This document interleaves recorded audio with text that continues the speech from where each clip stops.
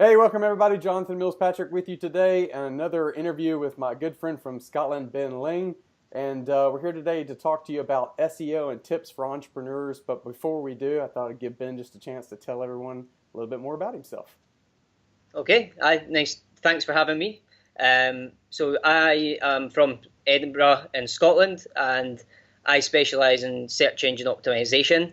I've been doing that for about 10 years now, and I started my business 5 years ago, and I started helping businesses get more sales online through search engine optimization and WordPress, building WordPress websites. And search engine optimization is really just helping their website get higher on Google in order to get more sales, because the higher you rank on Google, the more chance you have of being found for searches that your customers are searching, your target market. So that's the kind of thing that I've been doing for the last 5 years as a business, as a service. Absolutely. So before we get into the details of kind of how you got into it and some tips you might see for businesses right now that you could share with the audience, maybe a little bit about yourself. So don't mean to pry too much, but I think you have some cool news that you announced not too long ago.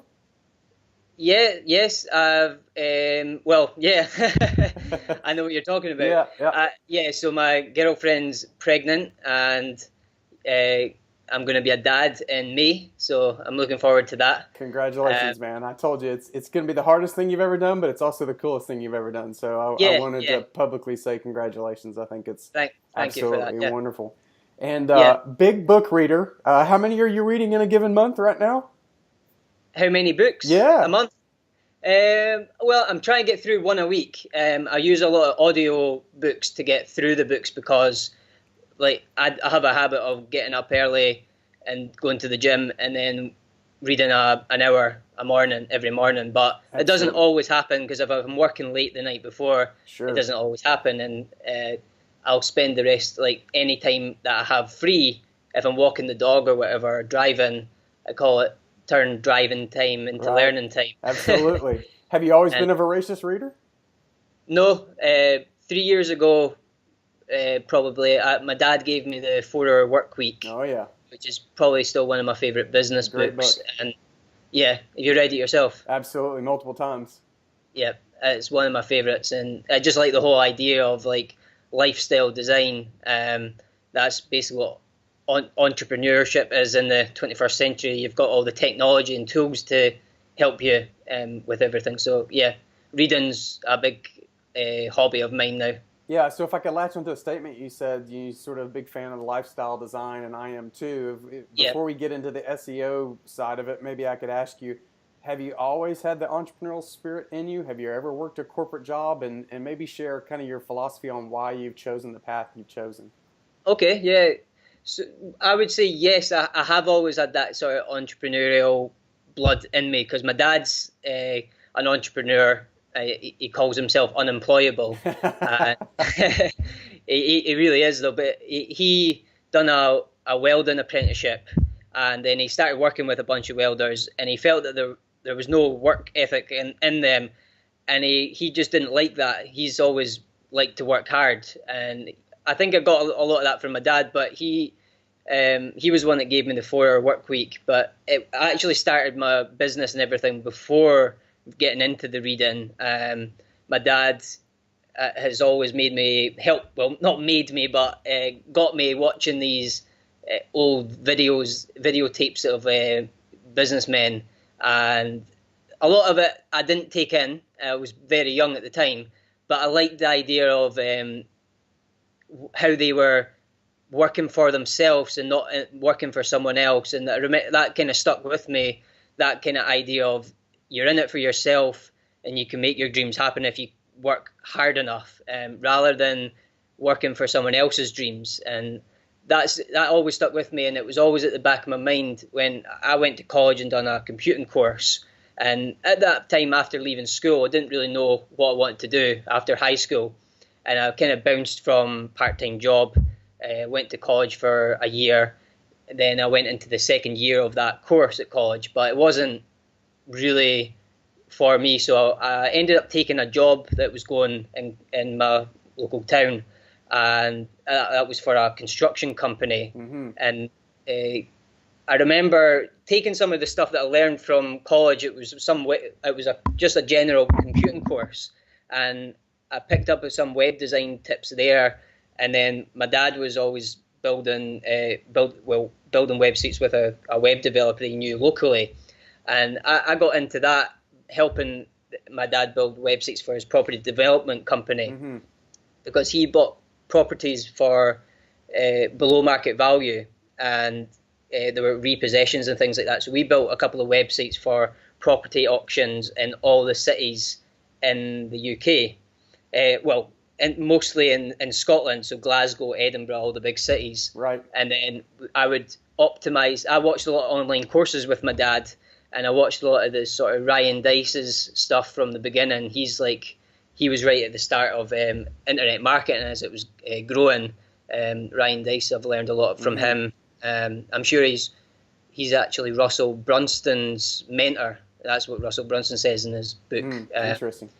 So he's like top of the game. He's the guy who owns Digital Marketer. So I learned a lot from Ryan Dice and digitalmarketer.com, and that's where I picked a lot of this up. And then I started applying it to my dad's property development websites, and we brought in a lot of leads for him buying property. We got the inquiries, and then he decided if to buy the property or not based on what kind of price he could get it for. And from that skill that I was developing, I was working part-time for my dad, well, kind of helping my dad really more than working for him, part-time I think it was Tuesday, Wednesday, Thursday night. And that was just my schedule. I worked 3 hours every night. So it was quite unusual for like 17-year-old to be doing that. And I think that's where I've always been different in that way, where I had a entrepreneurial bit of blood in me. Is there a part of those videos? Is there a part of the entrepreneurial endeavor that, you've talked about some of the benefits that come with it, designing your own destiny and things like that? I would imagine you like some of the flexibility too. Yes. Is there a part of the entrepreneurial side of things though that maybe you could just talk briefly about in terms of what the struggles are? Because I'm fascinated with people about this decision between sort of what I call the ladder or the grind, right? So whether you climb the corporate ladder or whether you prefer the entrepreneur grind, is there a flip side that you've weighed in terms of entrepreneurship? Yes, well, like I said, I never really done well at school. I didn't like school, and I didn't really get into a job that I found I could work my way up. So on top of that, like that was like one of the reasons it kind of forced me, because I actually got paid off in the moment where I was working part-time with my dad, building these websites, and I was really enjoying that, but I wasn't enjoying my jobs that I was working at. So I could just instantly see that my part-time projects were, I found a lot more joy out of doing that. And helping people get their websites high on Google. And that was just like, I found a kind of passion quite early on. So you really enjoyed the work itself, and then you liked the benefits of being an entrepreneur in terms of controlling your own destiny and all those things. Exactly, yeah. And that was, I remember one of the videos I was talking about, the guy was 35 and he had built up, I think he was in venture capital, and he had built up his own startup and invested a lot of money, and he managed to retire at 35. And I remember after seeing that guy with his pool and his mansion behind him talking about how he managed to retire at 35, that was always like a goal for me. But I've found that I also really enjoy helping people just for free. Like I just have that in me. I've always when I see someone's down or whatever, there's that side of me as well, that I think that's my main passion, is actually helping people in general. Yeah. So you have a giving spirit. So if I tie it into the book reading real quick, have you read Bob Burg's book, The Go-Giver? I imagine you've read that. No, I've got that up on my bookshelf though. Yeah. It'll be right down your alley with what you were saying about being a giving person. I mean, so take a read and let me know what you think of it. I actually have been able to connect with Bob over the phone before, and I had him sign a version of the book because it was that important to me. So it's a great short read. And it was actually a guy from my book club I set up on Facebook that you're in. He spoke about it at his talk, and it was after it was Richard Tubb from our book club. He's an author himself, I'm sure, and he recommended Bob Burg's Go Giver book, and his whole talk was based around that sort of idea of giving rather than taking. Yeah, absolutely. Well, we'll if it's okay with you, we'll link to the book club in the notes when we get this posted, and everybody can take a look at it. For maybe just give everybody sort of the 60-second on the idea behind the book club and Facebook. Yeah. So it was a total an idea just to invite my friends from all my Facebook friends that were interested in books, and try to get them into a one space where we would discuss books, recommend books, and even read the same books and discuss them. But it's not really like that structure of a strict book club where you read the same books and then discuss it. It's really more for the recommendations and reviews on books. Mm-hmm. And it kind of grew legs itself. So I started promoting it on Instagram, and I found a lot of non-fiction and business book readers were interested in that kind of stuff. So I started inviting them over to my book club. There wasn't when I set that up anyway. I was looking for a group like that on Facebook, and that was one of the reasons I set up as well, because there was nothing like that, like any groups with avid readers of business and non-fiction books. Right. So that's really the reason I set it up, and now we've got about 40 members. So it started growing itself, and I share my weekly book recommendations in there. Fantastic. Well, let's switch gears and talk SEO a little bit. Okay, yeah. I noticed you focus a lot on that in your career, and obviously with what you do with your business, and even produced a Udemy course on the topic. Mm-hmm. And we can link to that for everybody as well. So why SEO? What was it that intrigued you about it? You've sort of alluded to that a little bit, and then maybe run us through some tips that people can use. Okay. SEO, the reason I got into that again was the property websites I was building for my dad, and all the things I was learning around how to rank websites. And I seen the potential because of the amount of leads that I was managing to get by ranking a website highly on Google, where people could inquire to sell their property. Mm-hmm. And we were getting all these leads in. And then when I lost my job and I decided to switch from instead of going for interviews and looking for another job, I decided right there and then, because I'd been saving up to leave my work eventually. Okay. And that kind of came at the right time. So I then had to find my first client and make money elsewhere. Right, sure. That's how it happened for me. And that was where I was like, right, I've got this skill of search engine optimization. And my dad ended up recommending me to a couple, because he's been an entrepreneur. He's a blacksmith and done driveways, so he's met a lot of people through that, and he knows, like, everywhere he goes, everyone waves to him. Like, sure. That's how he knows far too many people. And he recommended me to a few of his friends when they were looking for, like, they've started a new business, and I built a website for a roofing company. Started doing it for him, got good results, got him inquiries, and then it kind of grew from there, got recommendations. But on top of that, I had my own skills to rank myself on Google, and that's where the majority of my inquiries came from. I was able to build my own website. I actually watched an online course and learned HTML, like, completely self-taught. Right. And then my dad had the web developer that was building his property websites before me, and I went to him and spent about a month with him learning how to build WordPress websites, because I seen that WordPress was growing at this time. Yes. I think it's now about 25% of the internet is built on WordPress, roughly. Yeah. Last time I checked, it was about 20. So yeah, that's kind of how I got started on SEO, because I was doing it for my dad without knowing it really, and then I decided to start offering it as a service. and also building websites for customers. But so I ranked my own website online, marketingconsultant.co.uk, highly on Google for web design marketing consultant in Fife, which is the county where I'm from, and Kirkcaldy, which is the town. And then by getting high on that, there was searches there for that, and Sure. That's what I'll go into that tip for SEO.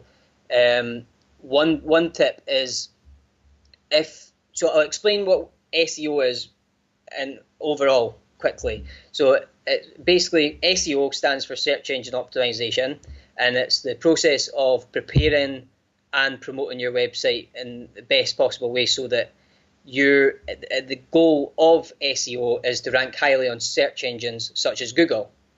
And there is this myth going about that SEO is dead because content marketing's coming in. Right. But I've always said a counteract to that is, I don't know, it's a myth that's came from somewhere, content marketers probably. And as long as search engines are around, search engine optimization will be important. Absolutely. Because, your website, there's no point having a website if it can't be found on Google. Yeah, so I don't think it's an if then. I don't think it's I do content marketing and I ignore search engine or vice versa. Yes. I think Yes. it's sort of a combination of the both that is going to work best. I've said as well that SEO is important for content marketing, as well as content marketing is important for SEO. Because if I find your site through SEO, but then you're not putting out good content, I leave quickly and your bounce rate's high, right? Exactly, Or vice versa. If I find you because, so it just, you have to, a lot of people search based on keywords still, so to me SEO is still going to matter.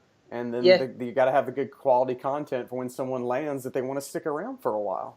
Exactly. And on top of that, if you create quality content, then people are more inclined to share that. If you've got poor quality and spelling mistakes, grammar mistakes, and an article that means nothing, just stuff with keywords just for the point of ranking it high, right. Like you said, they'll get to have a bad experience and click back. And when someone clicks back on your website after searching and finding you on Google, clicking on your link rather than a competitor's, and they click back, Google can track that and say, so Google's plan is to organize the world's information and basically give the users the best search results possible when they search on Google. Mm-hmm. And if they find out that they're sending someone to a website that's spammy, stuffed with keyword phrases like restaurants in New York or whatever, that'll just be moved down the ranking and a competitor will be put higher. But if they're going to the website and staying there for a long time, Google can also track that. Right. So you want to be putting quality content on, and like it says, content marketing and SEO combined is very important. And your keywords is where I was going with this. It's there's different types of keyword phrases, and like it says, a keyword example is restaurants in New York. Right.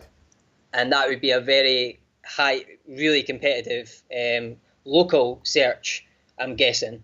But if you get these smaller towns around New York, or like I use Fife as an example, which is quite a small county. It's just outside the capital of Scotland. Right.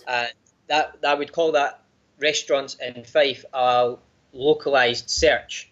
And you can even go more local or geographical, you could call it, and go for the towns in Fife. So restaurants in Kirkcaldy, that's one of the towns in Fife, which is the county. So are you saying get very niche with the keywords that you select to target? Yes. Much like a lot of proponents of entrepreneurship are promoting right now is to get very niche with your whole idea. From an SEO standpoint, you're saying dig down even further instead of just saying I want to rank high for restaurants, which is highly competitive.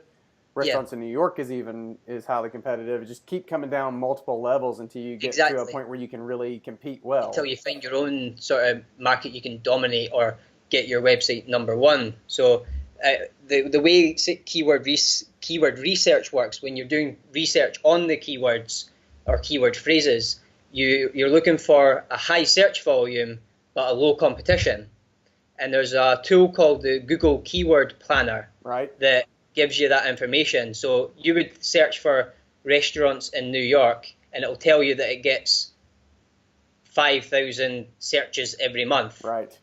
And this was a free tool. It was called the Google Keyword Tool, and it was free. But now I noticed when I was creating that course, the SEO course I've got on Udemy, that I got a question from one of the students asking me how the Google Keyword Tool wasn't working.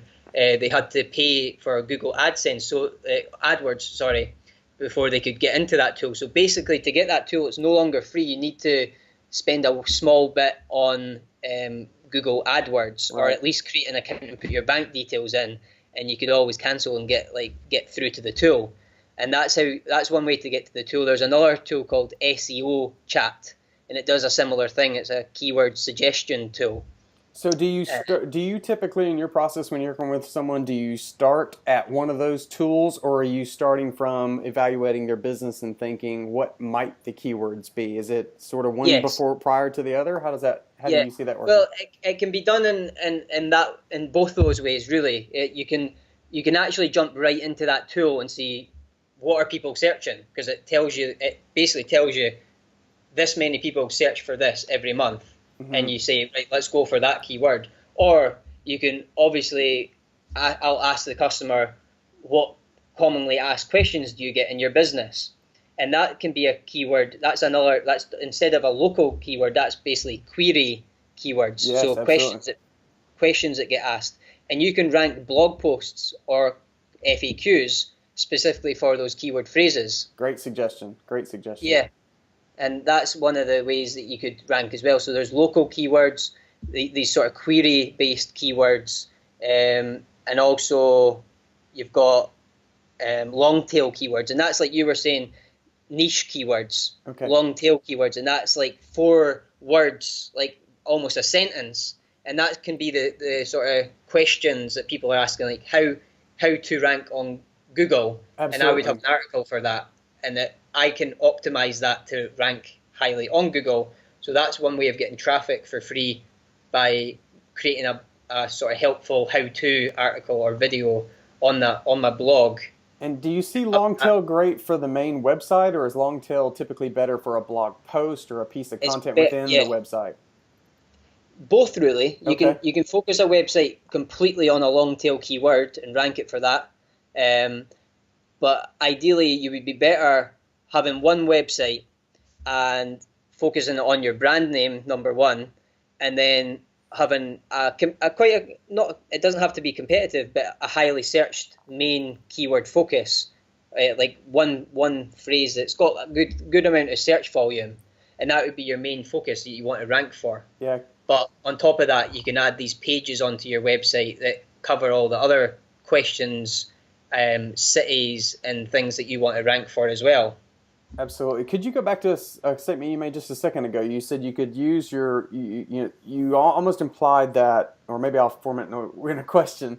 Is it better with your homepage to focus on your own institution as the keyword, or do you feel like you start out, Bob's Crab Shack, and you focus on other keywords, or is that homepage, is it better to go ahead and start early with the focus of your business name as a keyword? Do you have a preference, or do you see a way people should go?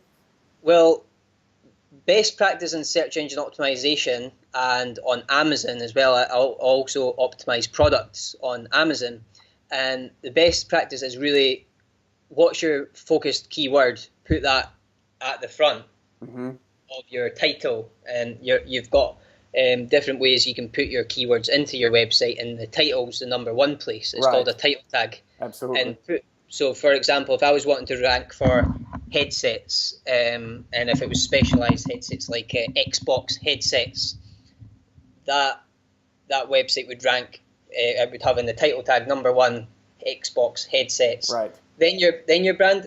That's really like, if you're really wanting to push the keywords and rank, you really want to push the search engine optimization. Obviously, it depends on your goals and what's more important. If you want to have your brand first, but best practice in search engine optimization, if you really want to rank for that keyword, have it starting in your title. So it might be Xbox headsets and a dash, and then maybe put it. Okay, something like that. Yeah. By such and such company. Okay. Yeah, exactly. Brilliant. What other tips might you have to share with everybody before we wrap up? Well, yeah, so that was one place you can put your keywords. I'll finish off on keywords and then go on to another tip is, so you can put your keywords, once you figure out your keywords using the Google Keyword Planner, and get a list of 12 keywords or keyword phrases. So for a restaurant, you would get, if they're an Italian restaurant, they would have Italian restaurant. They would have restaurant on its own. They would have, if they're a cafe through the day, cafe, things like that. And get your list and decide on that based on the number of searches and the competition that you're up against. I see. And then decide on it in that way, what's the lowest competition with the high search volume. Get that 12 and then start putting it into your website. And that's a whole different story. You probably have to work with a web developer unless you know what you're doing with that. Right. But you can put that into your actual file names of your images. Before you send your images to your web developer or upload them yourself onto WordPress or whatever content management system you use, rename the image file name, the title of the image on your computer, then upload it to the website or send it to your developer. And that in that title, renaming it, put your keywords in there. I see. And that's one special place you can put keywords that a lot of people miss out that opportunity. So tagging your images with a keyword as well. Exactly. And yeah. Is that the same keyword as you're focusing on for the page? Yes, exactly. So that if it's a page on, say we're talking about Xbox headsets, it's on a specific page for that Xbox headset. It would have that keyword on the picture of the headset as well. So it'd be tagged Xbox headset as well. Okay. Exactly. Excellent. So that's one other place, the title tag and the image. But another thing is for good search engine optimization is content marketing, is creating content often enough that the spiders, they call it the spiders of the search engines. They crawl your website. Right. If you're putting out content more often, they'll come back to your website and check for new content. And the more often you create that, you're kind of you're building authority with Google, because they can see that you're not just an old, out-of-date website that's put a website up and left it.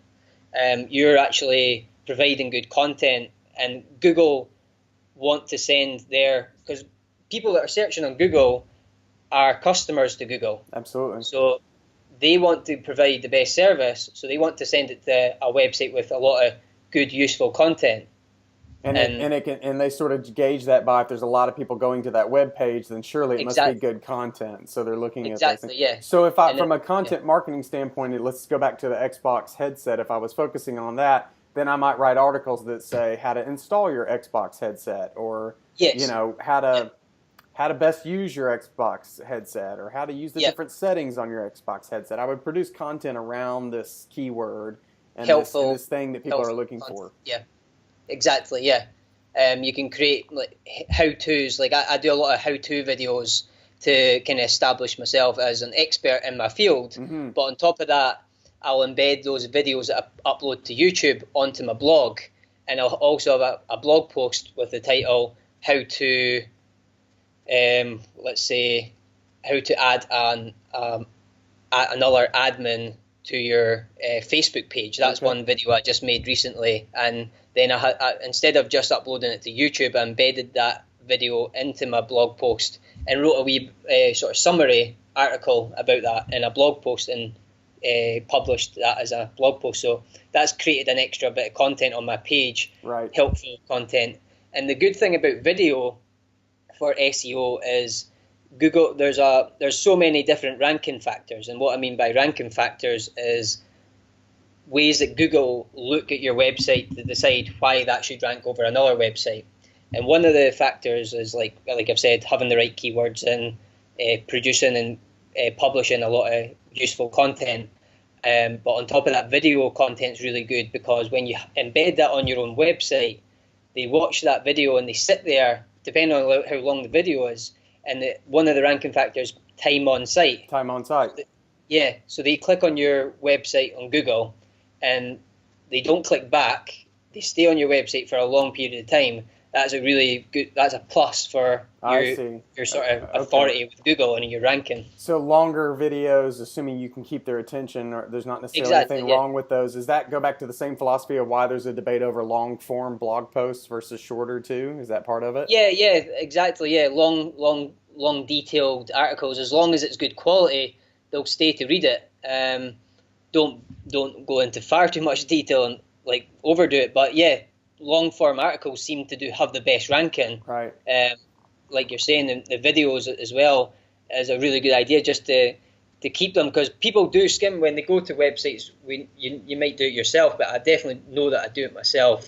And from testing, people definitely go to the headline, then the subheading, and then the bullet points, and then they might click back and go to the next blog or just go back away off your website. But if you put a video there, you'll find that they stay on that page for longer, because it's easier to consume content on video than just kind of let it play. Sure.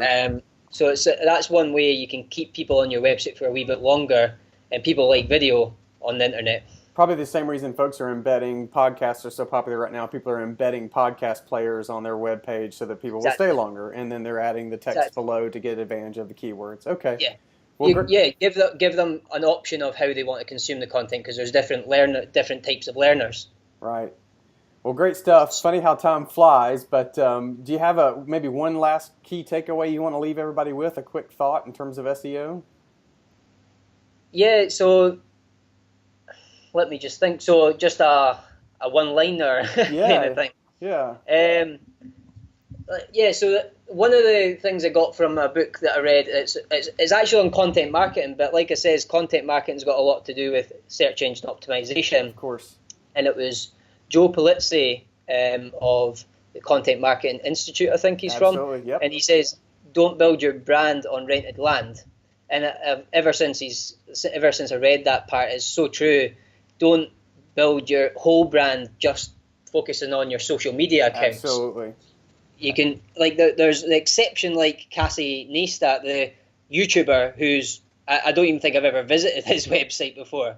But most times when you're building a business, you want to build your website and build your brand that way, and kind of use all these social media platforms as a sort of a spoke in the wheel kind of thing. Perfect. So it's all linking to your website. Your website's your core sort of business and your shop front, and you want to use all these social media platforms and other ways of angles of traffic, like actually ranking on Google, Absolutely. AdWords, ranking, getting that focusing on your sort of website, which is your core business. Great piece of advice, Ben, because I think the fear from a lot of people is if you're just on YouTube or you're just on Facebook, if for any reason they change their terms that are unfavorable or even shut you down because they don't like what you're doing, you've now lost your ability to do business. Whereas if you're using all these, as you call it, this hub and spoke, if you're using it to pull them back to your website, you still control that. You may have a YouTube video, but you embed it on your website, and you're getting the benefit of both. People can go to YouTube and find you, and they can find you through your own website. Really great. Exactly. Really great. Yes, you're running a risk when you've got a massive, like 20, 30,000 followers on Instagram, but you've not got any visitors going to your website. And Instagram can switch off whenever they want, and you're not in control of that. Absolutely. Great You're suggestion. renting land. Yeah, fantastic suggestion for people to think about and take away. Well, if anyone wants to learn more about you, where can they find you on the internet, other than searching you through Google? Yeah. I've always said that network marketing, when I'm going to networking events, that one way to find me is go to my website or just Google online marketing consultant on google.co.uk. But again, I've been talking about search engine optimization, so I've got my Udemy course that you might be interested in if you want to learn more about search engine optimization. Yeah, we'll link to it in the notes for sure. Yeah, and that you go to Udemy and search for SEO training for WordPress, and I'm sure I've done search engine optimization to my actual WordPress course on Udemy, so it's ranking quite high for like WordPress SEO courses or WordPress SEO on its own. So just search for some sort of WordPress SEO course and you'll find it on Udemy. Fantastic. And your website URL? Yep, go ahead. Social media handle? I put a lot of content out on Instagram, as well, and my handle for that and for Twitter is at Ben Laing #2. Okay. And I plan one day to buy at Ben Laing. Yep. I'm just going to buy it off him once I reach my millions. Absolutely. Well, we wish you the best of luck with that, and I appreciate you taking time to come and share some tips with everybody. Yeah, no problem. Thanks for having me. All right. We appreciate it.